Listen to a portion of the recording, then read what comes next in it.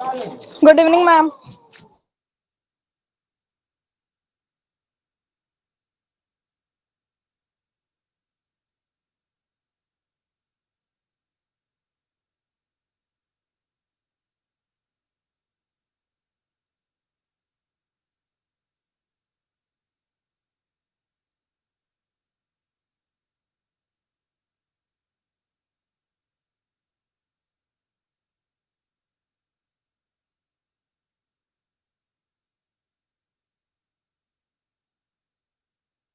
Hello everyone, कैसी preparation चल रही है आपकी? हम बस अपना फॉर्मूलेस वगैरह रिवाइज कर रही थोड़े। अच्छा, फॉर्मूले रिवीजन चल रहा है। Good evening, ma'am. और कॉन्सेप्ट देख रही हूँ, जैसे केसीएल केवीएल का समझ में नहीं आ रहा था, फिर निकाल के देख लिया कि कैसे क्वेश्चन सॉल्व होगा। ठीक है, बाकी सबका व्योम तुम्हारी कैसी तैयारी चल रही है?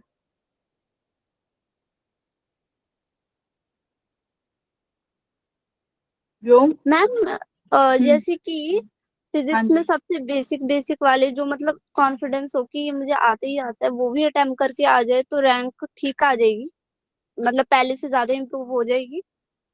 बेसिक बेसिक मतलब कितना क्वेश्चंस के लिए बोल रहे हो? लास्ट टाइम कितने क्वेश्चंस अटेम्प्ट करे थे?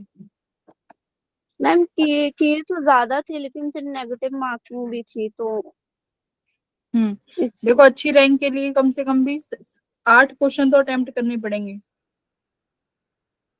ओके 8 क्वेश्चन तो अटेम्प्ट करने ही पड़ेंगे अच्छी रैंक के लिए। Good evening ma'am. Good evening ma'am friends. हाँ प्रतिष्ठा बोलो। मैम अगर 8 क्वेश्चन अटेम्प्ट कर रहे हैं, हाँ हाँ, मतलब और भी सब्जेक्ट में अच्छे से अटेम्प्ट कर रहे हैं 8-10 क्वेश्चन, तो 95 परसेंटाइल आ जाएंगे। नहीं, 8 क्वेश्चन से 95 नहीं बनेगा। मैम 10। मैथ में 3 या 4 क्वेश्चन अटेम्प्ट कर लो, ठीक है। मैथ में 4-5 भी बहुत है। बाकी केमिस्ट्री में तुम्हें कम से कम भी 95 परसेंटाइल के लिए 13 to 14 क्वेश्चन सॉल्व करने पड़ेंगे केमिस्ट्री में, ठीक है। यस मैम, फिजिक्स उसमें तो में हो जाएंगे। हाँ, और फिजिक्स में वही तुम्हें 95 परसेंटाइल के लिए 11 to 12 क्वेश्चन अटेम्प्ट करने पड़ेंगे, ठीक है, without any negative marking, without any okay negative. Ma'am. अगर नेगेटिव ओके मैम। स्कोर करते हो तो थोड़ा सा फिर क्वेश्चन का एक दो दो क्वेश्चन बढ़ाने पड़ेंगे। सबसे ज्यादा तुम्हें केमिस्ट्री पे ध्यान देना पड़ेगा। केमिस्ट्री बिल्कुल एनसीईआरटी बेस्ड आ रही है, ऐसा सुनने में आ रहा है, ये एनसीईआरटी बेस्ड आती है केमिस्ट्री। यस मैम, 2-4 क्वेश्चन बस थोड़े हार्ड होते हैं। बस अगर तुमने केमिस्ट्री में अच्छे मार्क्स ले लिए और फिजिक्स में भी 8-10 क्वेश्चन तो ऐसे आ जाते हैं कि जो तुम आसानी से लगा पाओ, है ना, तो तुम ले आओगे 95 परसेंटाइल। अभी जो स्कोर हुआ, अभी जो टेस्ट हुआ था उसमें कितना स्कोर बन रहा था प्रिंस? और ये व्योम बताओ, व्योम कहाँ चला गया? व्योम कितना स्कोर बन रहा था? तो है ही नहीं यहाँ पे, बस ज्वाइन कर लिया इसने। अमर तुम्हारा क्या चल रहा है स्कोर का? प्रिंस का 60। मैम 100। 100 के आसपास स्कोर आ रहा है।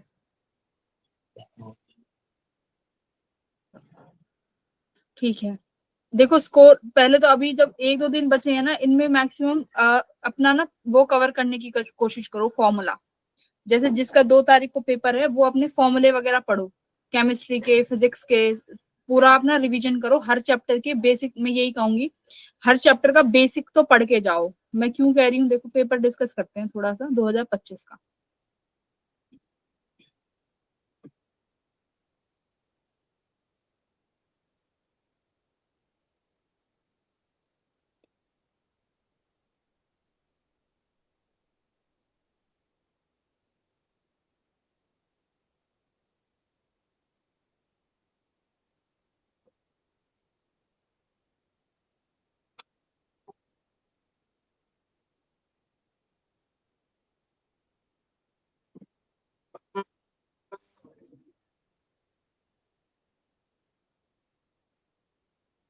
ठीक है, स्क्रीन दिख रही है ना? देखो यहाँ पे यस चैप्टर मैम। वाइज ये 2025 के पूरे हैं चैप्टर वाइज, ठीक है। मैंने ये तुम्हारे शीट पे भी अपडेट कर दिया है।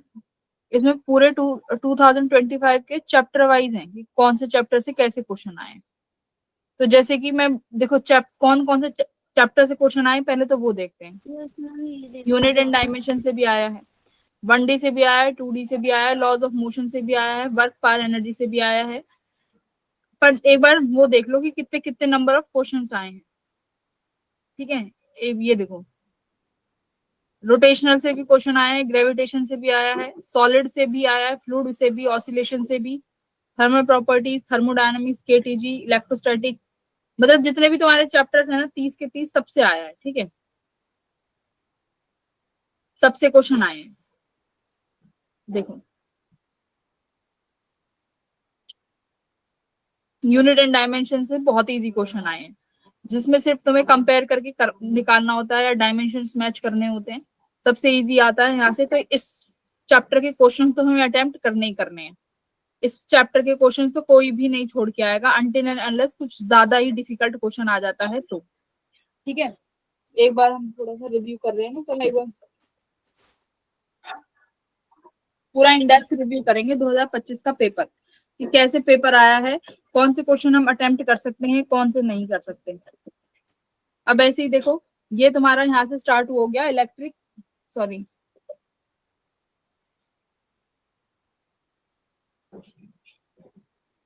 Motion in 1D।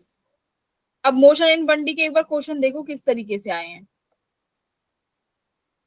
पेपर देखा था 2025 का किसी ने खुद से देखा है? मैम ये तो मैंने थोड़ा सा देखा था, यूनिट एंड डायमेंशंस। नहीं, मैं सभी का चैप्टर का बोल रही हूँ। जैसे देखो ये मोशन इन 1D में है, मोशन इन 1D में देखो पहला क्वेश्चन क्या है, द मैक्सिमम स्पीड। अब तुम देखोगे कि ये तो मैम स्विमिंग बोट का क्वेश्चन है, रिलेटिव मोशन है, क्लास में तो नहीं करा। इसको तुम देखते ही, जिसने बिल्कुल भी नहीं पढ़ा होगा वो देखते ही क्रॉस लगा देगा। बट एक बार क्वेश्चन भी तो देखो, क्वेश्चन क्या कह रहा है। Maximum speed of the boat in still water is 27 kilometre per hour. ठीक है, now this boat is moving downstream in a river flowing at 9 kilometre per hour. ठीक है, अब डाउन स्ट्रीम का मतलब क्या होता है कि जिस डायरेक्शन में रिवर फ्लो कर रही है उसी डायरेक्शन में कौन फ्लो कर रहा है, बोट, है ना। डाउन स्ट्रीम यही होता है, दोनों सेम डायरेक्शन में। A man in the boat throws a ball vertically upward. अब एक मैन क्या करता है कि उस बोट से क्या करता है, एक बॉल को ऊपर की तरफ थ्रो करेगा जिसकी स्पीड 10 मीटर पर सेकेंड है। अब ये पूछ रहा है कि बताओ कि एक ऑब्जर्वर खड़ा है जो कि कहाँ पे है, रेस्ट में है। अब उसके हिसाब से इस बॉल की रेंज क्या होगी। अब एक बात बताओ, जब इस बॉल को ऊपर थ्रो किया है तो इस बॉल के पास वाई डायरेक्शन में भी वेलोसिटी है और एक्स डायरेक्शन में भी वेलोसिटी है, हाँ या ना। एक्स डायरेक्शन में भी वेलोसिटी होगी ना, बिल्कुल होगी। और हमारे बच्चों हेलो, यस मैम। हाँ तो एक्स डायरेक्शन में भी, हाँ तो एक्स डायरेक्शन में भी वेलोसिटी है और वाई में भी है। और रेंज का फॉर्मूला हमारे पास क्या है बताओ, ये प्रोजेक्टाइल मोशन हो गया भाई, एक्स में भी वेलोसिटी वाई में भी। इसके लिए रेंज का फॉर्मूला क्या होता है, 2ux uy अपॉन जी, 2ux uy अपॉन जी। ये हमारे पास फॉर्मूला है। आपके पास uy है, बिल्कुल है, ux नहीं है, वो एक बार देखेंगे, g की वैल्यू बिल्कुल है। अब ux देखो, अब मुझे ये जो वेलोसिटी चाहिए ये किसके रिस्पेक्ट में चाहिए बच्चों, ऑब्जर्वर जो कि रेस्ट में है, करेक्ट, ऑब्जर्वर के रिस्पेक्ट में चाहिए। यानी जो मुझे ये बॉल की वेलोसिटी है, ये जो 27 किलोमीटर पर आवर है, ये बोट की स्पीड, ये किसके रिस्पेक्ट में है, रिवर के रिस्पेक्ट में, करेक्ट, 27 किलोमीटर पर आवर। अगर मैं ये वेलोसिटी ऑफ बोट निकालू विद रिस्पेक्ट टू किसके, ग्राउंड के, तो यही मेरी वेलोसिटी ऑफ क्या हो जाएगी, बॉल, करेक्ट। भाई जो ये बॉल है इसके पास कौन सी वेलोसिटी जाएगी एक्स डायरेक्शन में, बोट की वेलोसिटी। बट ये बोट की वेलोसिटी है किसके लिए, किस डायरेक्शन, किसके रिस्पेक्ट में, विद रिस्पेक्ट ऑफ वाटर। तो इसको बस आपको इसके रिस्पेक्ट में निकालना है, ऑब्जर्व के रिस्पेक्ट में। तो ये एक ही इक्वेशन है, velocity of boat respect with respect to river equals to velocity of boat with respect to ground minus velocity of river। तो बोट की रिस्पेक्ट में वेलोसिटी कितनी है, 27 इक्वल्स टू बोट की velocity with respect to ground नहीं मालूम, यही निकालनी है। रिवर की वेलोसिटी कितनी है देखो 9 है ना, तो मैंने यहाँ पे 9 लिख दिया। अब मैंने ये, अब साइन यहाँ पे आता है, डाउन स्ट्रीम और अपस्ट्रीम का क्या काम है, डाउन स्ट्रीम दोनों सेम डायरेक्शन में है, तो यहाँ पर देखो ये सेम डायरेक्शन में लगाया है। अगर दो बोट और रिवर की डायरेक्शन अपोजिट होती तो एक का साइन क्या करना पड़ता बच्चों, माइनस में लेना पड़ता। तो यहाँ पे मैंने सेम साइन लिए हैं, तो velocity of boat with respect to ground कितना आ गया, देखो कितना आया, 36 किलोमीटर, करेक्ट। तो बस यही तुम्हारी एक्स डायरेक्शन में क्या रहेगी, वेलोसिटी। बट ये देखो ये किलोमीटर में है, वो मीटर पर सेकंड में, तो इसको चेंज कर लेना मीटर पर सेकंड में, तो आपके पास यूवाई भी हो गई। तो सिर्फ सिंपल सा क्वेश्चन था जिसमें प्रोजेक्टाइल और रिलेटिव मोशन की एक इक्वेशन ही यूज होनी थी। तो this is the easy one question. तो ऐसे क्वेश्चन भी हम लोग थोड़ा सा दिमाग लगा के कर सकते हैं कि हाँ मुझे बस vx चाहिए कि जो हमारी बॉल है उसकी x में क्या वेलोसिटी होगी। तो एक तो आप रिवर के रिस्पेक्ट में निकाल सकते हो सीधा सीधा, बट हमें चाहिए इसके रिस्पेक्ट में, ऑब्जर्वर के रिस्पेक्ट में, तो वहां से हमने ये निकाल ली। फिर देखो कैसे क्वेश्चन आए हैं। क्वेश्चन नंबर 3, डिस्टेंस निकालना है सीधा। कैसा बीटी ग्राफ का क्वेश्चन है, डिस्टेंस क्या होता है, area under the curve, area Yes, under the ma'am. Curve. तो ये ऐसे क्वेश्चन जो आने हैं ये अटेम्प्ट करने हैं। मोशन देखो सेम, ये बीटी ग्राफ का क्वेश्चन है, डिस्टेंस कवर्ड पूछ रहा है कहां तक, 30 सेकंड तक। अब बच्चे सोचेंगे कि 30 सेकंड तक कैसे करें, इतना तो हम निकाल लेंगे 2 सेकंड तक, तो बट 30 सेकंड तक मैं ऐसे कर दूं तो ये वाला एरिया निकल जाएगा ना, यस ये रेक्टेंगल का एरिया हो जाएगा। 30 माइनस 2 28, मल्टीप्लाई कितना हो जाएगा ये 400, तो ये इसका एरिया हो गया। तो इस तरीके से बीटी ये क्वेश्चंस भी अटेम्प्ट करने हैं, छोड़ने नहीं है। तो ऐसे क्वेश्चंस आ रखे हैं।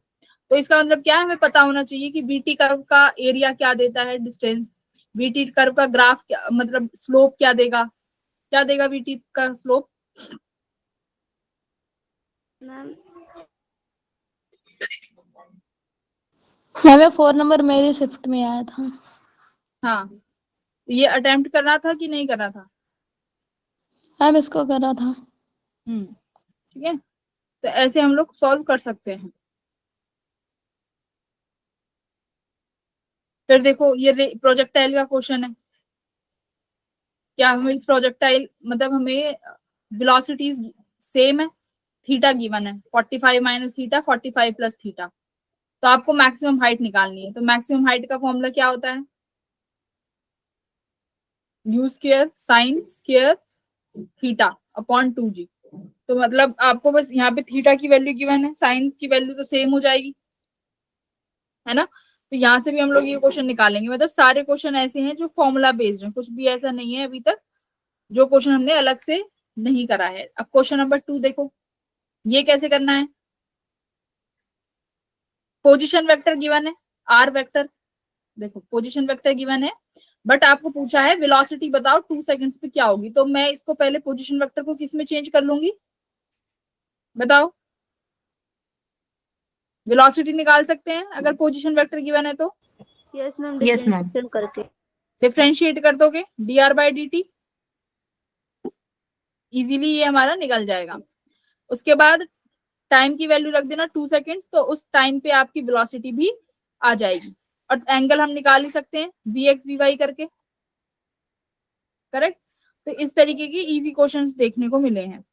चलो नेक्स्ट देखो question number 3।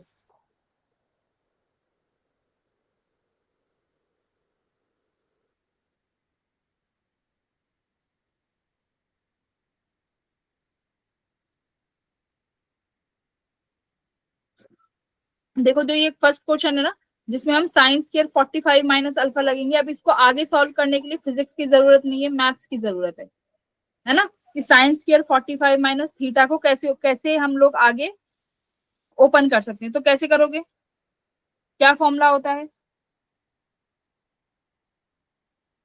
Sign A minus B का फॉर्मूला लगा सकते हैं,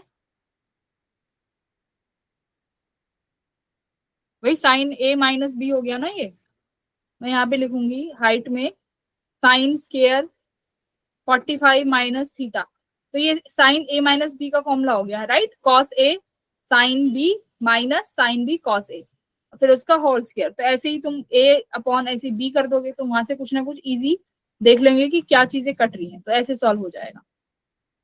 ओके, क्वेश्चन नंबर 3, ये देखो मैक्सिमम हाइट का क्वेश्चन है ये भी। पार्टिकल को प्रोजेक्ट किया गया है 60 डिग्री, इतने स्पीड से, इतने डिग्री से। The height ट्रेवर्स by the particle in the first second is h0 and the height ट्रेवर्स by the in the last second, ठीक है। Height transfers by the particle in the first second is h0 and the height transfers in the last second before it reach the maximum height is h1। दोनों का ratio पूछा है कि first second में particle के पास कितनी height थी और जब मैक्सिमम हाइट से एक सेकंड पहले कितनी हाइट थी। तो ये रेशियो पूछा है, कैसे निकालेंगे? रेशियो कैसे निकालोगे हाइट का? h निकाल ली हाइट, यानी y डायरेक्शन में इक्वेशन लगा दो, s equals to ut minus half at square. Acceleration constant है g से, करेक्ट। हॉरिजॉन्टल स्पीड भी है, एंगल भी है, और टाइम निकाल लोगे मैक्सिमम हाइट तक पहुंचने के लिए कितना समय चाहिए। मैक्सिमम हाइट तक पहुंचने के लिए कितना समय चाहिए, उससे एक सेकंड पहले, है ना भाई। अगर टाइम निकाल लिया, टाइम ऑफ फ्लाइट निकाल लोगे, मान लो 5 सेकंड आया सपोज करो, तो उसने पूछा है last second before it reaches the maximum height. तो उस लास्ट सेकंड में यानी उस 5th सेकंड में कितना डिस्टेंस ट्रेवल किया। तो 5th सेकंड के लिए यानी nth वाला s, जो तुम्हारा nth सेकंड के लिए फॉर्मूला होता है s इक्वल्स टू कौन सा, u plus a by 2 2n minus 1, वो वाला फॉर्मूला लगा दोगे। ऐसे ही फिर फर्स्ट के लिए कौन सा, फर्स्ट सेकंड के लिए लगा दोगे। तो ऐसे ही, ऐसे तुम्हारे पास हाइट आ जाएगी। इजी क्वेश्चन था ये भी, ठीक है। तो ऐसे ऐसे क्वेश्चंस आ रहे हैं जो हमें नहीं लूज करने हैं, हम कर सकते हैं। क्वेश्चन नंबर 1 देखो, सीधा का सीधा फॉर्मूला बेस्ड क्वेश्चन है। देखो क्लास में कराया था बैंकिंग ऑफ रोड के, कि हमारे पास एक वेलोसिटी मैक्सिमम होती है, एक मिनिमम वेलोसिटी होती है ना। जब फ्रिक्शन प्रेजेंट होता है तो हमारे पास v मैक्सिमम होती है और एक v मिनिमम होता है। ये क्लास में सिर्फ और सिर्फ फॉर्मूला पढ़ाया था मैंने। ये फॉर्मूला ओनली सिर्फ और सिर्फ फॉर्मूले से क्वेश्चन है कि अगर मान लो मेरे पास क्या है, एक गाड़ी है जिसका मास कुछ भी दिया हुआ है और एक वो किसी बैंकिंग ऑफ रोड से, कर्व रोड से जा रही है, ठीक है। तो वो उसे कितना एंगल बना, वो उसका बैंकिंग एंगल थीटा है। तो बोल रहे हैं कि गाड़ी स्लिप ना हो तो मुझे उस गाड़ी की मैक्सिमम स्पीड कितनी रखनी है, कितनी मैक्सिमम स्पीड रखनी है अगर फ्रिक्शन म्यू है, तो ये पूछ रहे हैं। तो एक मैक्सिमम स्पीड होती है और एक होती है कि मिनिमम कितनी रख सकते हैं। तो दोनों के लिए फॉर्मूला है। यहाँ पर कौन सा फॉर्मूला बनेगा मैक्सिमम के लिए, बताओ। चलो फॉर्मूले तो पढ़े होंगे, फॉर्मूले बताओ।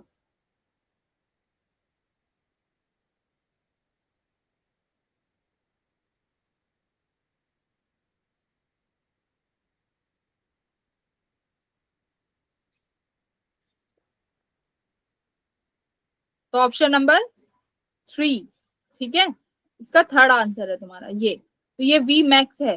v मिनिमम में क्या हो जाता है बच्चों, साइन रिवर्स हो जाते हैं। अगर मिनिमम पूछते तो ऊपर पॉजिटिव साइन आ जाता, नीचे नेगेटिव, तो वो तुम्हारा फॉर्मूला हो जाता है मिनिमम का। देखो फॉर्मूला है ये, सीधा फॉर्मूला बेस्ड क्वेश्चन आया है। ऐसे ही क्वेश्चन नंबर 2 देखो। क्वेश्चन नंबर 2 में अब तुम देखोगे, ये पूछ रहा है कि स्ट्रिंग में टेंशन क्या है, और यहाँ पर तुम्हारे पास ये है एक, मतलब मास अटैच है इस स्ट्रिंग में, और बोल रहे हैं कि इतनी रोटेशन कर रहा है एक सेकंड में। एक रोटेशन में कितनी, एक सेकंड में कितनी रोटेशन कर रहा है, 3/π रोटेशन, ठीक है। क्या मैं यहाँ से ओमेगा निकाल सकती हूँ?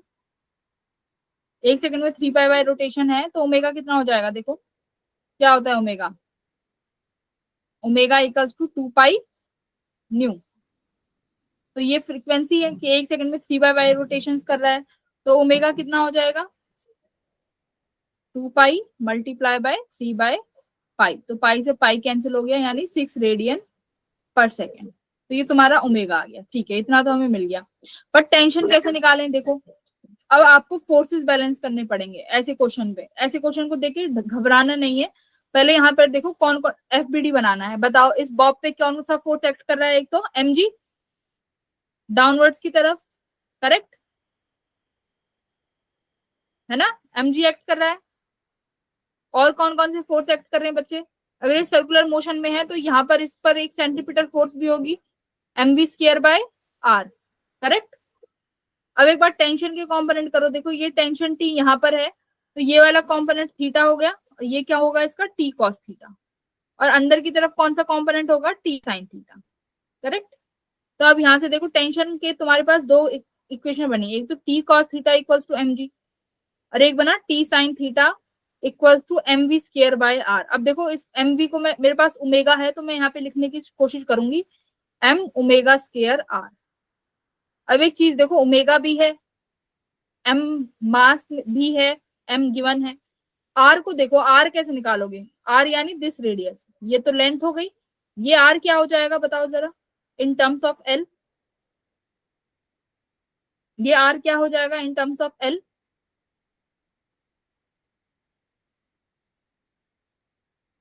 आर साइन थीटा है ना, ये मुझे आर की वैल्यू चाहिए दिस रेडियस, तो ये कितना हो जाएगा एम ओमेगा स्क्वायर आर की वैल्यू, ये कैपिटल एल में क्या बन जाएगा आर इक्वल्स टू देखो एल साइन थीटा।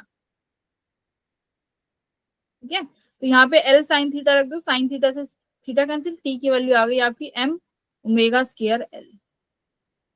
बस वैल्यूज रखनी है, यहाँ पे एल की वैल्यू गिवन है,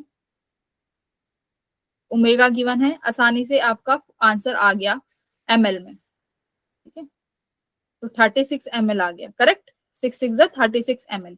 तो ऐसे क्वेश्चंस भी जब टाइम बचे तो हम लोग फ्री डायग्राम बना के सॉल्व कर सकते हैं। मैंने ये क्वेश्चन इसलिए सॉल्व कराया है कि जिससे तुम्हें ये लगे कि आपका कॉन्सेप्ट से बाहर क्वेश्चन नहीं आया है। बताओ ये वाली एफबीडी कई बार बनाई है जिसमें हम टेंशन के कंपोनेंट्स करते हैं बच्चों, hello? Yes, ma'am. Yes, ma'am. हाँ, जिसमें टेंशन के कंपोनेंट्स करते हैं और फिर देखते हैं कौन कौन से फोर्स लग रहे हैं। हमेशा एमजी डाउनवर्ड्स में लगता है, और जब कोई मोशन सर्कुलर मोशन में है तो सेंट्रीफ्यूगल फोर्स हमने आउटवर्ड्स निकाल दी, टी साइन थीटा को बैलेंस करने के लिए कुछ तो फोर्स होगी which is equals to MV square by R. तो उसी के अकॉर्डिंग हमने ये चीजें निकाल ली। क्वेश्चन नंबर 3 देखो, इसमें तो कुछ भी नहीं था, मतलब ये फिजिक्स का क्वेश्चन है ही नहीं, मैं तो ये बोलूंगी। क्या कह रहा है, मासलेस स्प्रिंग है इलोंगेटेड बाय अमाउंट x1। अगर आपने 5 न्यूटन का फोर्स लगाया तो x से वो इलोंगेट हो गई, और x2 से इलोंगेट हो गई जब आपने 7 न्यूटन का फोर्स लगाया। तो बताओ कितना इलोंगेशन आएगा, 4 5x1 minus 2x2। B option. x1 में कितना आया 5, x2 में 7, 25 माइनस 14 करना, इसका आंसर है 25 माइनस 14 तो 11 आ गया ना, 11 न्यूटन। बस यहाँ से देख लो, देखो x1 का जब आपने 5 न्यूटन का फोर्स लगाया तो आपकी स्प्रिंग में इलोंगेशन x1, x2 का फोर्स लगाया तो आपकी सॉरी x2 का इलोंगेशन आया जब आपने 7 न्यूटन का फोर्स लगाया। तो बस इसमें इलोंगेशन पूछा है, तो मैं x1 की यहाँ पे वैल्यू रख दूं न्यूटन के टर्म में 5, ऐसी x2 की वैल्यू रख दूं इन terms of Newton 2 into 7 Newton. तो कितना टेंशन जनरेट होगा 25 माइनस 14 इक्वल्स टू 11 न्यूटन का। बस 11 आ गया, सिर्फ वैल्यूज पुट करिए उठा के। ठीक है, तो कहीं फिजिक्स, इसमें कहीं फिजिक्स थी ही नहीं, नॉर्मल क्वेश्चन था। ओके, यहाँ पे देखो work power energy, work power energy के क्वेश्चंस में आपको कंजर्वेशन ऑफ एनर्जी की इक्वेशन लिखनी आनी चाहिए फॉर द वर्टिकल सर्कल। ठीक है, कि जो वर्टिकल मोशन होता है या कहीं पर भी हम कोई भी ऐसी चीज जहां पर हम लोग energy theorem, conservation energy theorem का यूज कर सकें, वो हमें लगाना आना चाहिए। देखो जैसे यहाँ पे क्वेश्चन नंबर 1 किसी ना किसी की शिफ्ट में जरूर क्वेश्चन आया होगा, बोल रहा है कि हमारे पास एक अनस्ट्रेचेबल स्ट्रिंग है जो कि वर्टिकल सर्कल मोशन कर रही है, उसके एंड में एक मास अटैच है। ठीक है, अब जब ये वर्टिकल मोशन कर रहा है ये पार्टिकल, तो इसके टॉप पर जो वेलोसिटी है ये कितनी है n under root R G. तो आप बोल रहे हैं कि बताओ कि इसके बॉटम पर जो वेलोसिटी होगी वो क्या होगी, मतलब उनका रेशो ही पूछ रहा है, काइनेटिक एनर्जी का रेशो। तो बॉटम पे जो एनर्जी है यहाँ पर जो है, इस यहाँ पर मुझे वेलोसिटी निकालनी है, तो एनर्जी कंजर्वेशन लगाना आता है, टॉप और बॉटम पे एनर्जी कंजर्वेशन लगा दो। कैसे, रेफरेंस पॉइंट मान लो यहाँ पर, कि यहाँ पर मैं मान रहा हूं कि ग्रेविटी लाइन कितना है, यहाँ पर ग्रेविटी जो है यहाँ पर मान लो 0 है, इससे ऊपर जाओगे तो आपको पोटेंशियल एनर्जी इंक्रीज हो जाएगी, मतलब एमजीएच में मिलेगी, यहाँ से जाओगे तो नेगेटिव में चली जाएगी। ठीक है, ऐसे मान लेते हैं इसको रेफरेंस लाइन। अब देखो बॉटम पॉइंट पे लगाओ एनर्जी कंजर्वेशन, सिंपल सी बात है, यहाँ पर पार्टिकल के पास कुछ ना कुछ वेलोसिटी रही होगी, तो इनिशियली काइनेटिक एनर्जी कितना हो गया, half M V square, plus क्या पोटेंशियल एनर्जी है यहाँ पर पार्टिकल के पास, अगर मैंने यही रेफरेंस लाइन मानी है तो क्या पार्टिकल के पास काइनेटिक एनर्जी है, सॉरी पोटेंशियल एनर्जी नहीं है, क्योंकि ये रेफरेंस लाइन है ना, मैंने यहाँ पे ग्रेविटी 0 मान ली, तो यहाँ पर पोटेंशियल एनर्जी 0 इक्वल्स टू, अब चले जाओ हाईएस्ट पॉइंट बी पर, यहाँ पर पोटेंशियल एनर्जी क्या होगी भाई, ये पूरा सर्कल का रेडियस आर और ये यहाँ पर आर, तो यहाँ पर पोटेंशियल एनर्जी हो गई एम जी, कितना एच है यहाँ पर 2r, देखो 2r हो गया भाई, रेडियस r है तो पूरी लेंथ 2r हो जाएगी, प्लस काइनेटिक एनर्जी, यहाँ पर काइनेटिक एनर्जी कितनी है, हाफ एम वी स्क्वायर, ये देखो गिवन है, यानी n स्क्वायर जी आर, तो यहां से क्या वी स्क्वायर नहीं आ जाएगा, वी स्क्वायर की इक्वेशन देखो बन गई, वी स्क्वायर इक्वल्स टू कितना बना यहां से ये 4gr प्लस ये कितना बना n स्क्वायर जी आर, ये आ गई तुम्हारी बॉटम वाली वेलोसिटी, करेक्ट। और ये किसका रेशो चाहिए था, देखो बॉटम टू द टॉप, तो बॉटम वाली वेलोसिटी कितनी है, ratio of kinetic energy of the body at the bottom to the top, तो बॉटम वाली का टॉप के साथ चाहिए, तो ये तुम्हारा बॉटम वाला है, कितना आया है देखो 4gr plus n square G R upon top का कितना है n स्क्वायर जी आर, ठीक है, तो जी आर यहाँ से हट गया, तो रेशो कितना आया देखो n square plus 4 upon n square, तो सिर्फ और सिर्फ एनर्जी कंजर्वेशन का क्वेश्चन है ये, तो एनर्जी कंजर्वेशन लगाना आना चाहिए, लगा सकते हैं एनर्जी कंजर्वेशन, पॉइंट किसी भी दो पॉइंट्स के बीच में एनर्जी कंजर्वेशन लगा सकते हो, बस करना क्या है, ये इक्वेशन है, kinetic energy initial plus potential energy initial equals to kinetic energy final plus potential energy final. अब याद रखना पोटेंशियल एनर्जी किस किस की वजह से हो सकती है, एक तो ग्रेविटेट की वजह से, दूसरा स्प्रिंग फोर्स, ठीक है, अगर स्प्रिंग फोर्स भी है तो भी पोटेंशियल एनर्जी हम लिख सकते हैं, इतना याद रखना। ग्रेविटी दो चीजों की वजह से बनेगी, सॉरी पोटेंशियल एनर्जी दो चीजों की वजह से बनेगी, एक ग्रेविटी और दूसरा स्प्रिंग फोर्स, ठीक है, तो कॉमन सा क्वेश्चन है ये, हम लोग कर लेंगे। उसके बाद एनालाइज करो क्वेश्चन नंबर 4, फिर से क्वेश्चन नंबर 4 किसका क्वेश्चन है, एनर्जी कंजर्वेशन का, एनर्जी कंजर्वेशन लगाना है इस पे, यहां से क्वेश्चन आया है क्या, इसको ये क्वेश्चन तुम्हारा होमवर्क क्वेश्चन है, ये क्या कह रहा है कि आपका जो ये यहाँ पर एक स्मॉल बीड है, ठीक है, ये इसकी ये तुम्हें 2r ये स्प्रिंग से अटैच है, ये बोलेंगे कि होगा क्या कि ये यहाँ से मूव कर जाएगा, रिलीज किया जाएगा, बट इसकी वेलोसिटी 0 रहेगी, ठीक है, ये विद 0 इनिशियल स्पीड, ये क्या हो जाएगा, ये फिर फाइनली इक्विलिब्रियम में आ जाएगा, कहां पर, इसकी लेंथ कितनी हो जाएगी, स्प्रिंग की लेंथ बन जाएगी r, यानी ये जो बीड है ये घूम के यहाँ पर आ गया, ठीक है, जब ये बीड घूमकर यहाँ पे आया तो स्प्रिंग की लेंथ कितनी हो गई है, स्प्रिंग की लेंथ हो गई है r, ठीक है, तो अब आप क्या करोगे, ए पॉइंट पे और बी पॉइंट पे क्या लगाओगे, क्या करोगे, ए और बी पॉइंट पे एनर्जी को कंजर्व करोगे, एनर्जी हम कंजर्व करेंगे, क्योंकि देखो क्या बोला है, विदाउट फ्रिक्शन, जब मैंने कितनी बार बोला है, जब भी फ्रिक्शन के विदाउट हो एनर्जी ए और बी पॉइंट पे कंजर्व कर दो। ए पॉइंट पे फाइनल वेलोसिटी, ए पॉइंट पे काइनेटिक एनर्जी कितनी है, 0, करेक्ट, काइनेटिक एनर्जी 0 है, क्योंकि वेलोसिटी उसने बोला है कि 0 है, at the top from the hood with the negligible initial velocity, kinetic energy नहीं है। पोटेंशियल एनर्जी किस किस की वजह से बनेगी बताओ, दो वजह से होगी, एक तो किसकी वजह से बनेगी, ग्रेविटी की वजह से, और दूसरा इस स्प्रिंग की वजह से। तो मैं यहाँ पर मान लेती हूँ कि यहाँ पर मेरा रेफरेंस पॉइंट है जहां पे ग्रेविटी 0 है, तो ए पॉइंट पे ग्रेविटी कितना बन जाएगा, mg2r, करेक्ट, देखो हो गया।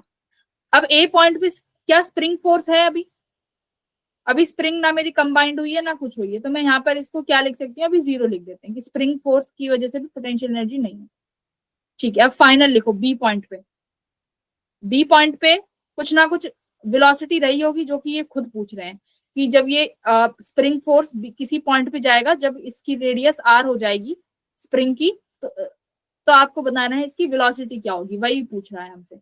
तो क्या कर सकते हैं, मान लेते हैं बी पॉइंट पे वेलोसिटी कितनी है स्प्रिंग की, हाफ mv², ठीक है, प्लस अब यहाँ पर क्या होगा तुम्हारे पास, स्प्रिंग एनर्जी होगा। स्प्रिंग एनर्जी कितना हो जाएगा बताओ, हाफ के x², x कितना है r, क्योंकि उन्होंने बोला है कि length of the spring became r, कितनी स्प्रिंग की लेंथ कितनी बन जाएगी, r बन जाएगी, तो यहाँ x की जगह क्या लगा देना, r², लो, प्लस अब देखो ये वाली हाइट, ये वाली हाइट चाहिए, दिस हाइट कैसे निकालोगे ये हाइट, क्योंकि जब मैं पोटेंशियल एनर्जी लिखूंगी तो उसमें मुझे mgh चाहिए होता है, करेक्ट, तो ये h कितना हो जाएगा बच्चों, अगर ये r है, if this is r, how can I calculate h बताओ, अगर ये r है तो ये वाला इतना पार्ट भी r हो जाएगा। हाँ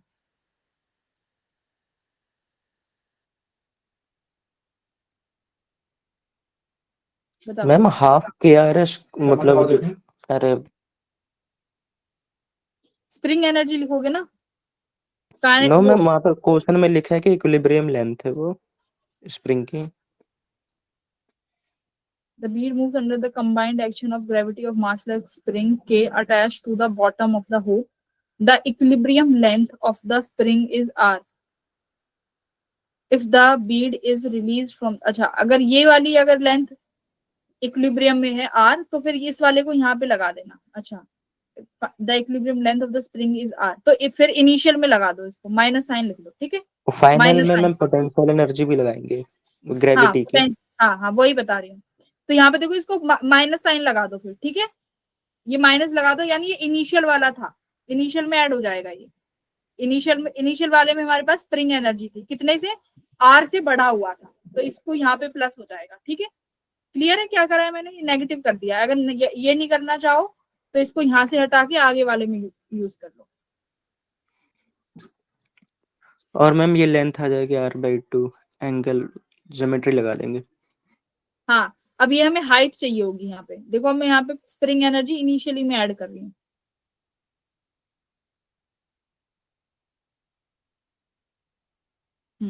तो इनिशियल यानी ये आर पे इक्विलिब्रियम में है, बट यहाँ पे ए पॉइंट पे वो 2r है, यानी वो कितने से एक्सपेंड है, आर से, तो हाफ के r², तो यानी ये इसकी स्प्रिंग एनर्जी होगी। अब बी पॉइंट पे फाइनली पोटेंशियल एनर्जी भी है, काइनेटिक एनर्जी भी है, और स्प्रिंग एनर्जी नहीं है क्योंकि वो इक्विलिब्रियम पे आ गया है, तो पोटेंशियल एनर्जी के लिए हाइट मुझे चाहिए, तो ये हाइट कैसे निकालोगे, दिस वैल्यू इज r, तो ये एंगल कितना बनेगा, 60 डिग्री बन जाएगा। 60 डिग्री का बन जाएगा, तो हाइट कितनी निकल के आ जाएगी, लगा दो ज्योमेट्री, cos 60 से निकल जाएगा शायद, cos 60 is equal to base upon hypotenuse, है ना, तो ये वाली ये क्या हो जाएगा, दिस इज बेस और हाइपोटेन्यूज हमारे पास r है ना, ये वाली वैल्यू आ जाएगी, ये हाइट विच इज x मान लेते हैं यहाँ पे इसको, है ना x, तो कितना आ गया, x equals to r cos 60 degree, तो हाइट निकल के आ गई ये, तो यहाँ पे प्लस कर देना mg r cos 60 डिग्री, तो बस ये एनर्जी कंजर्वेशन लगाना था यहाँ पे भी, एक बार स्टेटमेंट को ध्यान से पढ़ के सिर्फ एनर्जी कंजर्वेशन निकाल लो, v की वैल्यू आपके पास इजीली आ जाएगी। तो ज्यादातर क्वेश्चन सब एनर्जी कंजर्वेशन से ही पूछे गए हैं, ये एवरेज पावर का क्वेश्चन है, ये ट्राई कर लेना पावर वाला क्वेश्चन, कैसे करोगे, इंस्टेंटेनियस पावर पूछी है, पावर का फॉर्मूला क्या होता है in terms of force, F dot V, तो आपके पास फोर्स गिवन है, मास भी गिवन है, under the action of force moves to a new point Q to have coordinate this, तो वेलोसिटी कैसे निकालोगे, देखो इनिशियल कोऑर्डिनेट और फाइनल कोऑर्डिनेट दिए हुए हैं और कितने समय में पहुंचा है ये भी दिया हुआ है ना, ये देखो P से Q गया है 4 सेकंड में गया है, तो वेलोसिटी आ जाएगी भाई dr/dt, हाँ, तो बस पावर यहाँ से इंस्टेंटेनियस पावर आ गई Fv, तो फॉर्मूला बेस्ड क्वेश्चन था ये भी, ये इसलिए करा रही हूँ क्योंकि ये अभी तुम्हारे हाल ही में रिवीजन नहीं हुई है, ये देखो वर्क डन के क्वेश्चन है, F.ds बेस्ड क्वेश्चन है, तो ये वाले तो इजी हो जाते हैं, बट जहाँ पे एक्स वाई साथ में आ जाते हैं वहां पे बच्चे हो जाते हैं कंफ्यूज। क्वेश्चन नंबर 7 है, यहाँ पे कैसे करोगे?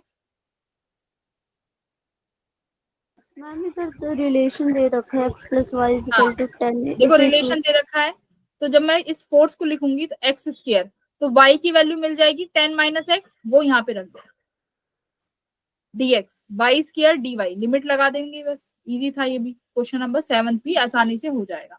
कैसे? देखो एक्स स्क्वायर वाई की जगह क्या लिख देंगे, 10 minus x dx, correct. Limits कहां से कहां तक, 0 से 4 तक। ये हो गया तुम्हारा ये। फिर y का लिखोगे 0 टू वाई स्क्वायर dy। तो इस तरीके से हम लोग इंटरचेंज करके फोर्स निकाल सकते हैं। तो ये रेशियो वगैरह सब, ये काइनेटिक एनर्जी, ज्यादातर केसेस में हमारे में एनर्जी कंजर्वेशन ही लगेगा, चेक कर लेना। Centre of mass, momentum and collision, इनके क्वेश्चंस रहने दो, जिसने पढ़ा है वो सॉल्व कर लेना।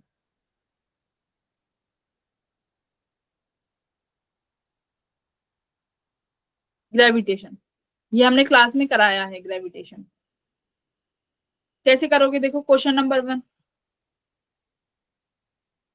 दो प्लैनेट्स हैं A and B which are orbiting a common star in a circular orbits of radius RA and RB। मतलब मान लो यहाँ पे एक कोई स्टार है, दोनों प्लैनेट इसको ऑर्बिट कर रहे हैं, ठीक है, अपनी अपनी रेडियस से, RA और RB से। अब बोल रहे हैं कि ये तुम्हें रिलेशन दिया हुआ है, प्लैनेट बी जो है इतना मासिव है, मास में भी रिलेशन दिया हुआ है, तो एंगुलर मोमेंटम में रिलेशन पूछ रहे हैं। एंगुलर मोमेंटम क्या होता है, mvr, ठीक है, मास में रिलेशन दिया है, आर में भी दिया है, बट वेलोसिटी को मत भूल जाना। यहाँ पर कौन सी वेलोसिटी यूज होगी, कौन सी वेलोसिटी यूज होगी, ऑर्बिटर वेलोसिटी। जब भी हम सैटेलाइट की बात करते हैं और सैटेलाइट किसी भी चीज के अराउंड रिवॉल्व कर रहा होता है तो ऑर्बिटर वेलोसिटी आती है। और ऑर्बिटर वेलोसिटी का फॉर्मूला क्या है, अंडर रूट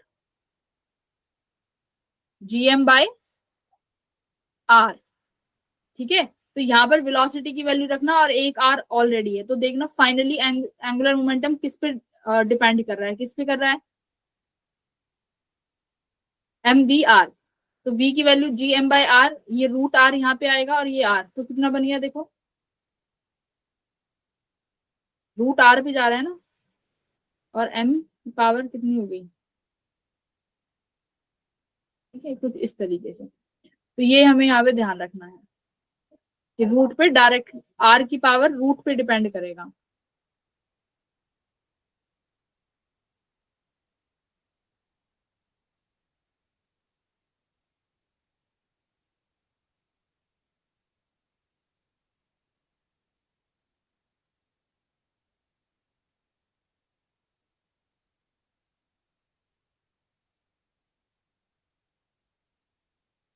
ठीक है, okay. Question number 8 escape velocity का क्वेश्चन है, ये भी बहुत इजी है। ये सैटेलाइट टाइम बेस्ड क्वेश्चन है। टाइम पीरियड और रेडियस में क्या हमारे पास एक रिलेशन है, time is directly proportional to, time scale is directly proportional to R cube, और क्या लिख देते हैं, T is proportional to R की पावर 3/2। तो ये भी सीधा सीधा फॉर्मूला बेस्ड क्वेश्चन है। मैम ये कांस्टेंट से वो हो सकता है ना, इक्वेट कांस्टेंट लग सकता है कोई भी। हाँ, आप कांस्टेंट लगा सकते हो, ठीक है, कांस्टेंट लगा सकते हो, और नियरली इक्वल भी यूज कर सकते हो। फिर उसके बाद देखो क्वेश्चन नंबर 7, ये वाले कैसे करते हैं, इनको हम लोग कैसे कर सकते हैं, नेगेटिव मास के कॉन्सेप्ट से, ठीक है। कैसे, मान लो अगर ये पहले सिर्फ और सिर्फ कंप्लीट स्फेरिकल शेल है जिसका मास m है, सॉरी सॉलिड स्फीयर है, और यहाँ पर स्मॉल m रखा हुआ है, तो ये कितना फोर्स लगाएगा भाई इस पे, gravitational force g capital M small m, और डिस्टेंस कितना है 2r, 2r। ये इतना फोर्स लगा रहा होगा। लेकिन जब आपने ये इतना मास रिमूव कर दिया, उसके बाद कितना फोर्स लगाएगा ये पूछ रहा है। तो देखो इसमें खुद दिया हुआ है कि इतने रेडियस का हमने मास निकाल दिया, r/3 रेडियस का स्फीयर निकाल दिया, तो यानी इस स्फीयर का मास हम निकाल लें कितना होगा, और नेगेटिव मास का कॉन्सेप्ट यूज कर लें। कैसे, कि टोटल जो था इतना फोर्स प्रोड्यूस कर रहा था नेगेटिव, क्योंकि इस स्फीयर का मास हम नेगेटिव मान लेते हैं।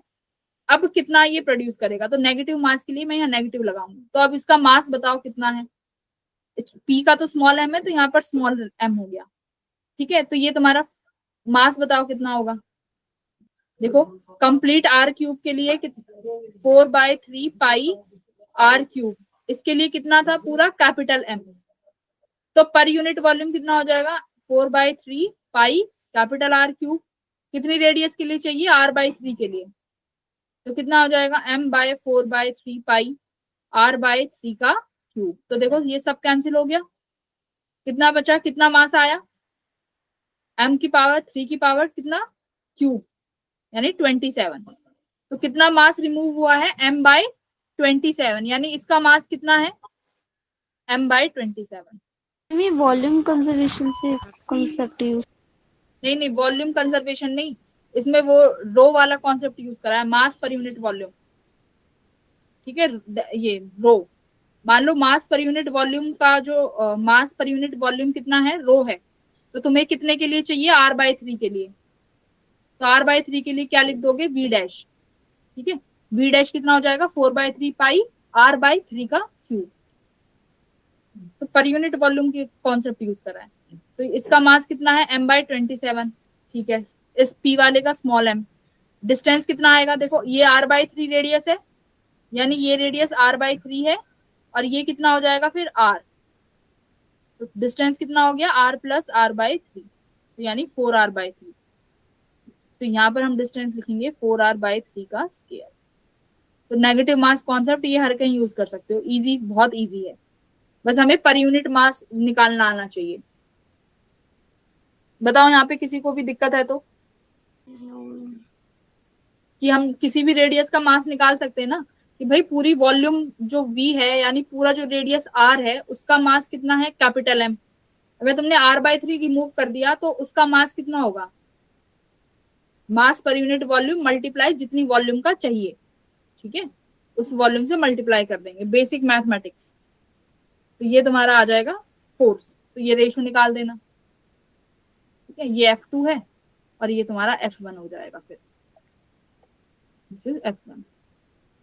तो रेशो निकाल देना, इजी कॉन्सेप्ट। तो कोई भी कॉन्सेप्ट ऐसा नहीं है जो ऐसा हो जो हमने नहीं पढ़ा है, बट मैं ये बताना चाह रही हूँ कि जो चैप्टर्स नहीं पढ़े हैं उनका भी बेसिक फॉर्मूला आना चाहिए। जैसे वर्क पावर एनर्जी, उसका अगर तुम्हें F.V वाला फॉर्मूला नहीं आता, तो वो क्वेश्चन अगर छोड़ के आते तो वो फिर अच्छा नहीं रहता है ना। और ऐसे ही अगर हमें एनर्जी कंजर्वेशन लगानी नहीं आती और वो क्वेश्चन छोड़ के आ जाते, फिर वो भी अच्छा नहीं रहता, क्योंकि ऐसी चीजों से ही परसेंटेज डाउन चली जाती है।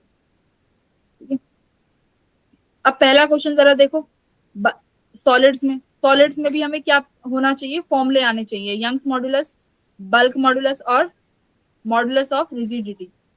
इनके हमें फॉर्मूले आने चाहिए कि इनका क्या फॉर्मूला होता है। ज्यादातर मोस्ट इंपॉर्टेंट तो ये दोनों ही है, यंग्स और बल्क मॉडुलस। ठीक है, अब क्या कह रहा है देखो, fractional compression of water at the depth below at the sea level is this %। Given the bulk modulus of water का बल्क मॉडुलस भी गिवन है, डेंसिटी भी गिवन है, डेल V/डेल V पूछ रहा है। तो बल्क मॉडुलस कैसे निकालते हो भाई, minus pressure upon del V/V, यही फॉर्मूला होता है बल्क मॉडुलस का। अब देखो डेप्थ भी पूछ रहा है, तो प्रेशर पता चल जाएगा कि डेप्थ में कितना प्रेशर है ना। ये भी क्या होता है, ये याद रखना, ये भी डेल P लेके चलते हैं हमेशा, दिस इज डेल P। तो बीटा का formula equals to del P कितना हो जाएगा, डेप्थ में चाहिए 2.5 किलोमीटर की डेप्थ में, तो कितना होता है ρg/h, और ये क्या है डेल V/V जो तुम्हें निकालना है। तो बस बीटा को ρg/h से डिवाइड कर दो, रो भी गिवन है, h भी गिवन है 2.5 किलोमीटर। सिर्फ और सिर्फ formula based question, formula based, इसलिए बोलती हूँ फिजिक्स में सिर्फ और सिर्फ फॉर्मूले से भी काम चलेगा, बट याद होने चाहिए। काम आ गया ना फॉर्मूला। सबसे पहले फॉर्मूला लिखो, जैसे तुमने देखा कि ये बल्क मॉडुलस का क्वेश्चन है, तो बल्क मॉडुलस का सबसे पहले फॉर्मूला लिख दो, वहां से चीजें बनती चली जाएंगी। फिर तुम देखोगे कि मुझे प्रेशर चाहिए, प्रेशर का फॉर्मूला तुम्हें याद होगा, ρg/h होता है, हाइट गिवन है, बिल्कुल गिवन है, तो काम बन गया। क्वेश्चन नंबर सेकंड देखो कैसे करोगे। Volume contraction of a solid copper cube of length 10 centimetre when subjected to a hydraulic pressure of this would be. Volume contraction पूछ रहा है, बल्क मॉडुलस भी गिवन है कॉपर का। वॉल्यूम कंट्रैक्शन यानी डेल वी पूछ रहा है, क्यूब, और तुम्हें क्या लेंथ दी हुई है तो हम क्यूब का वी निकाल सकते हैं वॉल्यूम, ए क्यूब, तो डेल वी बाय वी, और हमें एक बीटा भी गिवन है, sorry pressure equals to del V by V equals to beta, beta given है, वी गिवन है, प्रेशर गिवन है क्या, हाँ देखो प्रेशर भी गिवन है when subjected to a pressure of this, और बल्क मॉडुलस भी गिवन है, तो this is also formula based question. तो क्या ऐसे क्वेश्चन नहीं कर सकते हम पेपर में? यहाँ तो तुम्हें बहुत इजी लग रहा है क्योंकि अभी मैं सॉल्व करा रही हूँ, पेपर में दिमाग चलाना पड़ेगा कि यहाँ कौन से फॉर्मूले से बन सकता है ये।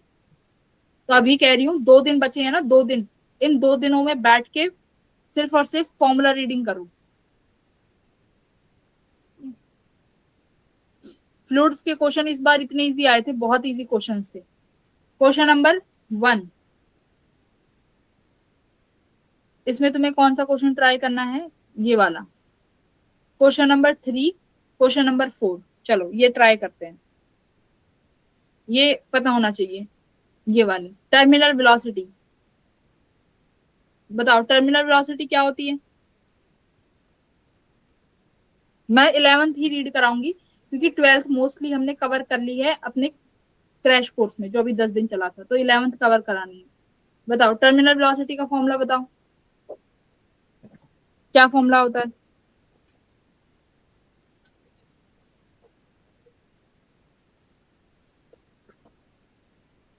बताओ टर्मिनल वेलोसिटी कहां पर यूज करते हैं?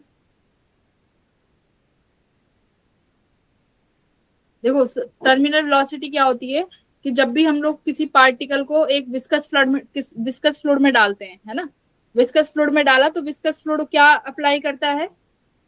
रिलेटिव मोशन के अगेंस्ट एक विस्कस फोर्स, है ना, जो कि अपोजिट डायरेक्शन में लगता है उसके रिलेटिव मोशन के। जैसे मान लो यहाँ पर ये तुम्हारा एक जार है जिसमें विस्कस फ्लूइड है और आपने यहाँ से किसी बॉल को ड्रॉप कराया, किसी पार्टिकल को, तो नीचे mg फोर्स लग रहा होगा, ऊपर कौन सा फोर्स लगेगा? Beyond force plus viscous force. ठीक है, यहाँ पे एक फोर्स और एक्ट हो जाता है, विस्कस फोर्स। तो यही विस्कस फोर्स क्या करेगा? देखो अभी तो बायोंड फोर्स भी ऊपर है और विस्कस फोर्स भी है, लेकिन जैसे जैसे ये पार्टिकल नीचे जाता जाएगा ये mg फोर्स किसको बैलेंस कर लेगा? ऊपर वाले फोर्सेस को, बैलेंस हो जाएंगे फोर्सेस। यानी उस जिस एक पर्टिकुलर वेलोसिटी पे ये फोर्स बैलेंस हो जाए, यानी पार्टिकल एक्सीलरेट ना करे, उसको हम बोलते हैं टर्मिनल वेलोसिटी।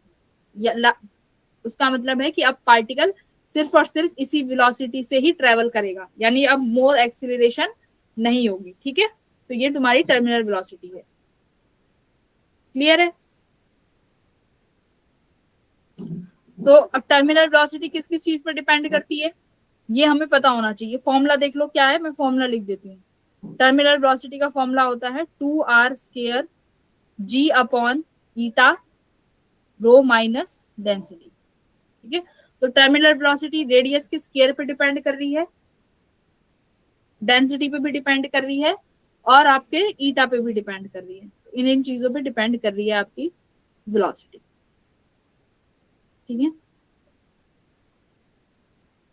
सरफेस टेंशन का फॉर्मूला आना चाहिए। जैसे ये वाला क्वेश्चन है, अमाउंट ऑफ वर्क डन, ये ब्रेक करने में कितना लगेगा, तो सिर्फ और सिर्फ फॉर्मूला बेस्ड क्वेश्चन है। सरफेस एनर्जी क्या किस पर डिपेंड करती है? वर्क डन पूछा है, एनर्जी कैसे निकालोगे? यानी वर्क डन और सिर्फ और किस डायरेक्टली प्रोपोर्शनल है एरिया के। ठीक है, यानी आप जितना एरिया बढ़ाते जाओगे आपको उतना वर्क डन करना पड़ेगा। तो इनिशियली कितना एरिया है उस वाटर ड्रॉप का? 4πr² initially. फाइनली कितना एरिया हो जाएगा उसके लिए आपको रेडियस निकालनी पड़ेगी। रेडियस के लिए क्या करेंगे हम लोग? वॉल्यूम को कंजर्व करेंगे, वॉल्यूम जो है रिमेन सेम, तो वहां से आर आएगा। तो जब नया आर आएगा उसका एरिया निकालना कि फाइनल एरिया क्या है। इनिशियल एरिया इन दोनों का डिफरेंस ही क्या रहेगा, वर्क डन रहेगा। ठीक है, इन दोनों का डिफरेंस ही वर्क डन रहेगा। तो ये तुम्हारा सरफेस एनर्जी का कॉन्सेप्ट है। तो ये भी सीधा सीधा फॉर्मूला बेस्ड क्वेश्चन है। तो सरफेस एनर्जी, सरफेस टेंशन, इनके बेसिक फॉर्मूले याद होने चाहिए। ठीक है, मैं ये बता रही हूँ क्या क्या पढ़ के जाना है, ये हमें याद होना चाहिए, यहाँ से क्वेश्चन आ रहे हैं। करेक्ट।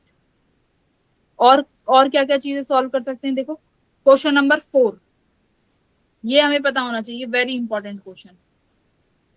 और जो एक बार अभी पेपर में क्वेश्चन आया था रिलेटिव डेंसिटी का, वो भी पता होना चाहिए, रिलेटिव डेंसिटी। तो ये देखो क्या कह रहा है कि ये 400 ग्राम का क्यूब है जिसकी लेंथ इतनी है, वो वाटर में फ्लोट कर रहा है। तो ये बोल रहा है कि how much volume of the cube is outside the water. Water की डेंसिटी 1000 किलोग्राम है। अब इस यहाँ पर कौन सा कॉन्सेप्ट लगाएं, फ्लोटिंग का बच्चों, फ्लोटिंग का कॉन्सेप्ट लगाएंगे ना यहाँ पे।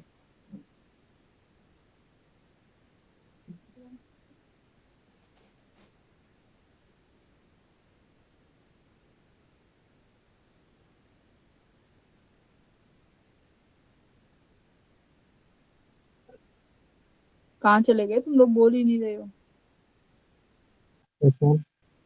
देखो मैं बता रही, मैं अभी तुम्हें सिर्फ ये बता रही हूँ कि कौन से कॉन्सेप्ट पढ़ के जाने हैं पेपर में। मेरा मतलब है कि फॉर्मूले तो तुम्हें सबके सारे चैप्टर्स के बेसिक फॉर्मूले तो याद ही होने चाहिए। आई थिंक इतना तो सभी कर सकते हैं। हाई लेवल के क्वेश्चन ना, तो बेसिक फॉर्मूले तो हमें सब चैप्टर के आने चाहिए, मैं यही बोलूंगी। फिजिक्स में 25 चैप्टर हैं, 25 चैप्टर के फॉर्मूले इन 2 दिनों में ऐसे रट लो कि जो फॉर्मूला आए, क्वेश्चन आए फॉर्मूला बेस्ड, चाहे किसी भी चैप्टर का, वो हम लगा सकें। क्वेश्चन नंबर 4, कई बच्चे कहेंगे मैम ये फॉर्मूला बेस्ड क्वेश्चन नहीं है, लेकिन जब मैंने जनवरी में क्रैश कोर्स रन किया था, ये क्वेश्चन कई बार कराया था। पढ़ो क्या कह रहा है। फ्लोटिंग का क्वेश्चन है। जब भी कोई ऑब्जेक्ट फ्लोट करता है तो इसका मतलब क्या है, डेंसिटी ऑफ लिक्विड किसके बराबर है, डेंसिटी ऑफ ऑब्जेक्ट बॉडी के। करेक्ट। मुझे एक बात बताओ, अगर वाटर की डेंसिटी 1000 है तो क्या इस क्यूब की टोटल डेंसिटी यही नहीं होगी 1000 टोटल डेंसिटी, तभी तो वो फ्लोट कर रहा है। अगर क्यूब की डेंसिटी 1000 से ज्यादा होती तो वो क्या कर जाता, सिंक कर जाता ना। Hello, Yes, ma'am. हाँ, तो वो सिंक कर जाता। तो अगर इनकी डेंसिटी, यानी ये फ्लोट कर रहे हैं, इसका मतलब क्यूब की जो टोटल डेंसिटी है वो वाटर की डेंसिटी के बराबर है 1000। पर हुआ क्या है कि सिर्फ और सिर्फ कुछ पार्ट ऐसा है जो क्यूब का पानी के अंदर है, यानी आधा पार्ट, कुछ भी पार्ट पानी के बाहर है। तो वही पूछ रहा है कि हमें ये बता दो कितना पार्ट पानी के बाहर है। तो कैसे निकालोगे बच्चों, बताओ। बायोंट फोर्स बताओ किसके बराबर होगा। जैसे मान लो ये कोई भी आपका फ्लूइड है, ठीक है, ये क्यूब है, यानी ये आधा बाहर है, ऐसे आधा अंदर है। तो यहाँ पर डाउनवर्ड mg फोर्स एक्ट कर रहा होगा और ऊपर बायोंट फोर्स। करेक्ट। Yes, ma'am. तो यहाँ पे हमें सिर्फ बायोंट फोर्स को mg के बराबर करना है, और क्या ही करना है। mg मास। अब एक बार बताओ, जो ये mg फोर्स है, ये तो पूरा वेट ले रखा होगा ना, चाहे कितना भी क्यूब अंदर हो, चाहे कितना भी क्यूब बाहर हो, इस mg में टोटल मास आएगा। करेक्ट। तो कितना मास है, 400 ग्राम। तो m को m ही रहने देते हैं, ठीक है, 400 ग्राम। ये क्या है, g की वैल्यू, तो इसको मल्टीप्लाई बाय g रहने देते हैं, ठीक है। अब एक बार बताओ, बायोंट फोर्स, इसका मुझे कोई मतलब बताएगा कि बायोंट फोर्स क्या है। फॉर्मूला बेस्ड क्वेश्चन है ये। बायोंट फोर्स, बायोंट फोर्स क्या है कि वाटर, किसी भी ऑब्जेक्ट को जब उसमें सबमर्ज किया जाता है, ऑब्जेक्ट उसमें किसी लिक्विड में, तो वो कितना वेट डिस्प्लेस करता है। करेक्ट। कितना वेट डिस्प्लेस करेगा, वही है बायोंट फोर्स। जितना वेट उसने डिस्प्लेस कर दिया लिक्विड, जितना वॉल्यूम उसने डिस्प्लेस कर दिया, उतना ही बायोंट फोर्स लगेगा। तो एक बात बताओ, बायोंट फोर्स किसने लगाया होगा, सिर्फ उतने पार्ट ने जो पानी के अंदर है। बायोंट फोर्स सिर्फ वही पार्ट लगाता है जो वाटर के अंदर होता है, क्योंकि बायोंट फोर्स क्या कहता है कि ऑब्जेक्ट ने, जब आपने किसी ऑब्जेक्ट को सबमर्ज किया पानी में, तो कितना वेट आपने वाटर का क्या कर दिया, डिस्प्लेस कर दिया। वाटर का कितना वेट डिस्प्लेस कर दिया। तो जो पार्ट अंदर है सिर्फ उसी ने तो वाटर के वेट को डिस्प्लेस किया है, राइट। तो बायोंट फोर्स को देखो क्या लिखेंगे, mg ही लिखेंगे। मैं यहाँ पे लिखती हूँ mg, ठीक है। मास किसका आएगा, इनसाइड का। अब देखो यहाँ पे मास किसका लिखोगे, इनसाइड ऑब्जेक्ट का, ठीक है। Inside object multiply G equals to 400 gram था, मल्टीप्लाई बाय जी की वैल्यू, तो जी से यहाँ से जी कैंसिल हो गया। अब बताओ इनसाइड ऑब्जेक्ट के मास को कैसे लिख सकते हैं, वॉल्यूम और डेंसिटी में, करेक्ट। तो वॉल्यूम लिखोगे इनसाइड का, कि जो ऑब्जेक्ट इनसाइड है उसका volume V inside, multiply by density किसकी लिखनी है, बोलो। डेंसिटी किसके लिखे, लिक्विड की, density of liquid equals to 400, correct. अब यहां से देखो वॉल्यूम इनसाइड आ गया, लिक्विड की डेंसिटी कितनी है,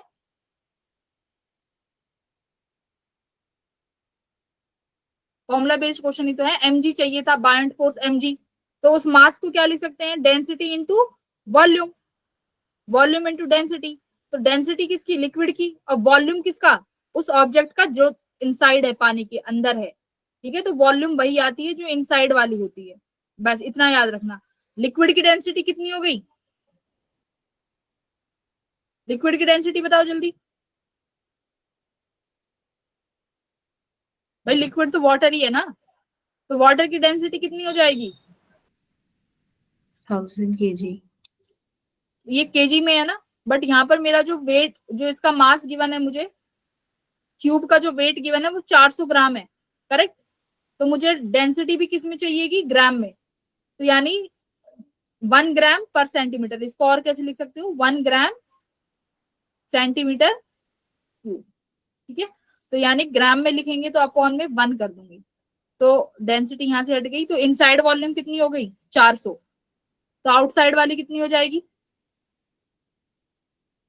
आउटसाइड वाली टोटल 1000 थी, अंदर अगर 400 है तो बाहर का कितना होगा, 600, ठीक है। तो ये यहाँ से सिर्फ और सिर्फ बायोंट फोर्स का क्वेश्चन है, ये मैंने क्रैश कोर्स में बहुत बार कराया है ये, कि कितनी हाइट अंदर बचेगी, कितनी हाइट बाहर रहेगी, ठीक है। जिसने क्रैश कोर्स में फ्लूइड वाली क्लास ली होगी वो करके आया होगा ये सवाल, क्वेश्चन नंबर 4। मैं नंबर क्वेश्चन नंबर 5 पूछना था। A thin transparent film with refractive index 1:1.4 is held on a circular ring. Transparent film is held on a circular ring of radius this. The fluid in the film evaporate such that transmission to the film at wavelength nanometer goes to minimum every 12 seconds. Assume the film is flat on the two sides. The rate of छोड़ दो इस question को, तो question number 5 time ले जाएगा बहुत ज्यादा, time taking है क्वेश्चन नंबर 5, छोड़ दो इसे, ठीक है, रहने दो, मत करो। ऐसे देखो क्वेश्चन नंबर 9, ये भी इजी है, फॉर्मूला बेस्ड है, प्रेशर का डिफरेंस पूछ रहा है हॉरिजॉन्टल पाइप में। ये तुम्हारा कॉन्टिन्यूटी का क्वेश्चन है, क्वेश्चन नंबर 13, ठीक है। तो सबका बेसिक आना चाहिए। क्वेश्चन नंबर 14 भी इजी है। 14 में क्या कह रहा है कि हमारे पास एक ट्यूब है, ठीक है, जिसकी लेंथ 1 मीटर है, कंप्लीटली फिल्ड विद लिक्विड, जिसका मास 2m है, ठीक है, मास 2m है, and closed at both and. The tube is rotated about it's one and, तो इसको हम वन एंड से रोटेट कर रहे हैं। If the force exerted by the liquid at the other and is F, ठीक है, लिक्विड पर जो जो फोर्स एक्सर्ट कर रहा है लिक्विड इसके अदर एंड पे, वो F है, तो तुम्हें बतानी है एंगुलर वेलोसिटी क्या होगी। देखो अगर ये फ्लूइड कुछ F फोर्स लगा रहा है तो सिंपल सी बात है, यहाँ पर भी एक फोर्स लग रहा होगा सर्कुलर मोशन के लिए, कौन सा, m ओमेगा स्क्वायर r, ठीक है। तो F equals to m omega square r होगा। m कितना है तुम्हारे पास, 2m, ये कितना हो गया ओमेगा स्क्वायर, r कितना हो जाएगा बताओ, r तो तुम्हें ऑलरेडी 1 मीटर गिवन है, तो ओमेगा कितना आ गया, F बाय 2m, है ना, ओमेगा स्क्वायर में तो यहाँ पे रूट भी आ जाएगा, तो अल्फा की वैल्यू यहाँ पे 2 आ गई। तो ये भी बस सिर्फ ये बैलेंस करना था। अच्छा एक चीज और बताओ, अगर यहाँ से मैं पूछती कि ये ओमेगा से रोटेट कर रहा है, तो अगर मुझे इस पॉइंट पे, मान लो वही है 1 मीटर की लेंथ है, और मुझे इसके दूसरे पॉइंट पे निकालना है प्रेशर कितना एक्सर्ट कर रहा है, तो क्या फॉर्मूला होगा? हम और हाफ इस रो लिक्विड ओमेगा की स्क्वायर। डेंसिटी रो है, हाँ इसकी लिक्विड की डेंसिटी रो है, तो प्रेशर एक्सर्टेड कितना होता है? 1/2 रो omega square L square, correct, जिस पॉइंट पे निकालना है। तो ये है ओमेगा का, ये है प्रेशर एक्सर्ट का फॉर्मूला। कब? जब आपकी लिक्विड क्या कर रही हो? रोटेट कर रही हो। Half rho omega square L square, L का मतलब है जिस पॉइंट पे निकालना है। अगर मुझे इस पॉइंट पे निकालना है, मान लो ये डिस्टेंस x है, तो मैं यहाँ पे यूज करूंगी 1/2 रो ओमेगा स्क्वायर एक्स स्क्वायर। अच्छा एक चीज और बताओ, अगर मैं इस एक्सिस ऑफ रोटेशन से अगर दूर जाऊंगी तो प्रेशर क्या होगा? बढ़ेगा कि घटेगा? अगर इससे दूर जाएंगे तो, अगर मैं इसके दूर जाऊंगी तो प्रेशर क्या होगा? इंक्रीज इंक्रीज होगा, होगा। इंक्रीज होगा, हाँ। अगर मैं इस प्रेशर से, अगर मैं इस एक्सिस ऑफ रोटेशन से दूर जाऊंगी तो मेरा प्रेशर बढ़ेगा, ठीक है, और अगर इसके पास आओगी तो प्रेशर डिक्रीज हो जाएगा। ये याद रखना, साइन के लिए कई बार यूज हो जाता है। और ये वाला फॉर्मूला भी याद होना चाहिए प्रेशर का।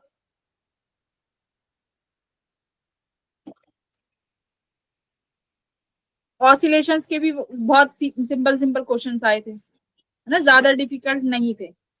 तो ये तुम्हारा एक बार पेपर है, ये पूरा एक बार चेक कर लेना, ज्यादा डिफिकल्ट नहीं है। उसके बाद केटीजी थर्मो के क्वेश्चन, ये थर्मल प्रॉपर्टी, ये वाले क्वेश्चन देखो। पहला क्वेश्चन एक बार जरा देखो। A cup of coffee cools from 90 degree to 80 degree in t minutes when the room temperature is 20 degree. The time taken by the similar cup of the coffee from 80 to 60 degree at the same room temperature. एक बार जरा ये देखो, ये crash course का heat का question है। ऐसे बहुत क्वेश्चन है वैसे तो, बट मैंने सिर्फ रेडिएशन वाला ओपन करके रखा है। देखो सीधा क्वेश्चन आया है, उठा के दिखाती हूँ।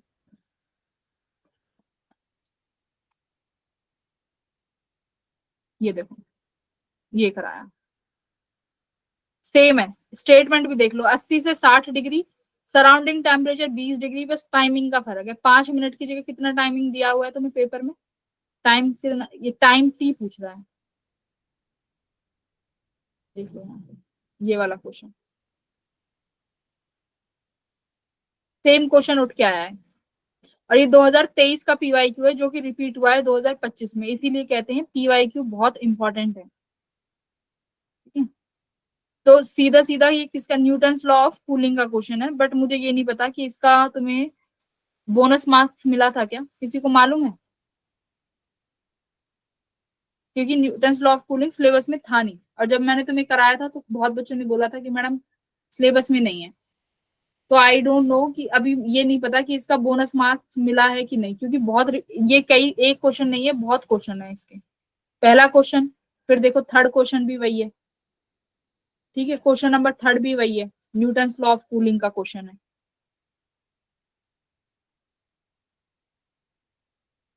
और देखो ये वाला क्वेश्चन, ये मैंने तुम्हें सीरीज पैरेलल वाले कराए थे, थर्मल कंडक्टिविटी के क्वेश्चंस। देखो यहाँ पे हीट शॉट, तो क्रैश कोर्स काफी बहुत अच्छे से रन हुआ था, उसके बहुत सारे क्वेश्चन रिपीट, सारे बहुत सारे क्वेश्चन, मतलब मैं क्या ही बोलूं, सब रिपीटेड में था।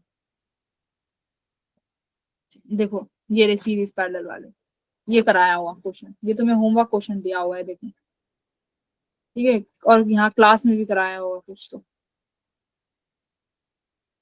तो ये न्यूटन्स लॉ, जो ये तुम्हें हीट रेडिएशन वाले हैं ना, इनको तुम कहाँ से पढ़ोगे? हीट रेडिएशन के सारे फॉर्मूले तुम्हें पता होना चाहिए।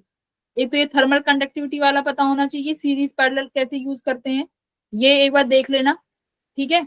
और स्टीफन्स लॉ, वीन्स लॉ, और क्या है, और कौन सा लॉ है? स्टीफन्स है, वीन्स डिस्प्लेसमेंट लॉ है, ठीक है, किरचॉफ्स लॉ है। आते नहीं है यहाँ से, बट ये बहुत इजी है, सिर्फ तुम्हें 15 से 20 मिनट लगेंगी पढ़ने के लिए। अब तुम्हारे पास 2 दिन बचे हुए हैं, कोई क्वेश्चन सॉल्व नहीं करना। फिजिक्स में मैं बता रही हूँ, कोई क्वेश्चन नहीं सॉल्व करोगे, सिर्फ और सिर्फ फॉर्मूला पढ़ोगे सिर्फ बैठ के, ठीक है। उन क्वेश्चन, बस उन जो क्वेश्चन, जैसे मान लो जैसे ये तुम्हारे लिए नया है तो इसके फॉर्मूले पढ़ लिए और यही 2-4 PYQ सॉल्व कर लोगे सिर्फ 2025 के, ठीक है।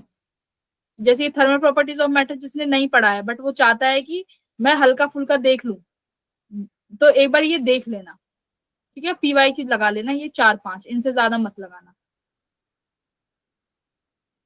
क्लियर है। तो ये एक बार देख लेना।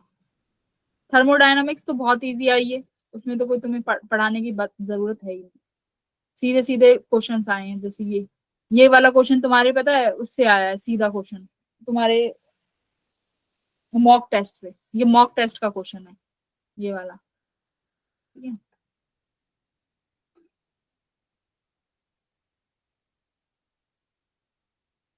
ये KTG के देखो, मीन सैचुरेटेड वेलोसिटी टेम्परेचर के कैसे डिपेंडेंट करती है बताओ? क्या वेलोसिटी, मीन स्क्वायर वेलोसिटी या RMS वेलोसिटी टेम्परेचर पे डिपेंडेंट करती है या नहीं है? बिल्कुल है, क्वेश्चन नंबर 1 में। तो कौन सा आंसर इसका सही होगा?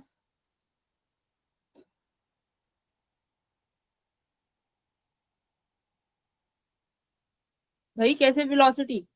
अब VRMS का फॉर्मूला क्या है? √TRT/m। तो कैसे डिपेंडेंट है? डायरेक्टली प्रोपोर्शनल टू √T के। तो क्या लगाओगे? देखो इसके लिए तो मुझे पैराबोलिक इक्वेशन चाहिए, इसके लिए और इसके लिए। ये कब मिलती है? जब 1/T हो या 1/T² हो, ये तो जब मिलेगा। डायरेक्टली प्रोपोर्शनल के लिए कौन सा ग्राफ आएगा? सिंपल सी बात है, सेकंड ग्राफ। तो यहीं पे देख के तुम्हें सेकंड टिक कर देना था। 12th तो हमने कवर कर ही ली है,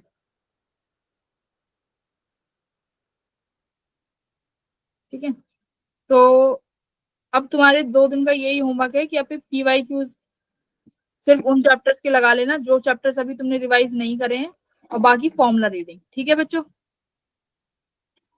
और ये जो नए चैप्टर्स बता रही हूँ ये सिर्फ उन्हीं बच्चों के लिए हैं जिन्होंने वो ऑलरेडी कवर करे हैं। जिन्होंने एक बार भी नहीं पढ़े वो मत पढ़ना। जिन्होंने ये चैप्टर्स नहीं पढ़े हैं, थर्मल प्रॉपर्टीज ऑफ मैटर, ये एक बार भी नहीं पढ़ा है तो नया नहीं पढ़ना। जिन्होंने पढ़े हुए हैं सिर्फ वही पढ़ेंगे, डिस्क्लेमर ये है, ठीक है एवरीवन। Yes, ma'am. और फिजिक्स में कोई भी चाहिए, कोई हेल्प चाहिए, कुछ भी है तो तुम मुझे कांटेक्ट कर सकते हो, कोई भी, एनीवन, पिछले 2 दिनों में, आने वाले 2 दिनों में एग्जाम तक, ठीक है। Okay. चलो, ऑल द बेस्ट बच्चों, all the best, bye everyone, bye. Thank you. Thank you.